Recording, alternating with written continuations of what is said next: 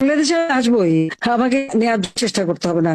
আর যদি সাহস থাকে পাঠান, প্লেন পাঠান, আমি চলে যাব। দেখি কার ঘাড়ে কতটা মাথা আছে, কার ফাঁসির দড়ি কত শক্ত, কার বুলেট কত তীব্র বেগে যেতে পারে, আমি সেটা দেখে নেব।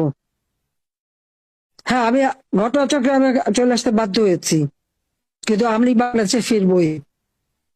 এই বাংলাদেশে যারা প্রকৃত অপরাধী তারা সাজা পাবে, দেশের মানুষের ভাগ্য নিয়ে যারা ছিনিমিনি খেলছে তাদের শাস্তি দেব, এবং বাংলাদেশকে আবার আমরা উন্নত সমৃদ্ধ সোনার বাংলাদেশ হিসেবে তুলে বাংলাদেশের স্বাধীনতাকে আমরা সমুন্নত রাখবো। আমরা বিজয় জাতি, আর 2 দিন পরেই তো আমাদের বিজয় মাস।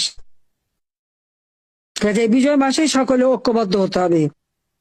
এই খুনি, সুদখোর, জঙ্গি শাসক আর ওই যুদ্ধাপরাধী জঙ্গিদের হাত থেকে দেশকে রক্ষা করতে হবে, সেটাই আমাদের প্রতিজ্ঞা, এবং তা আমরা করব ইনশাল্লাহ।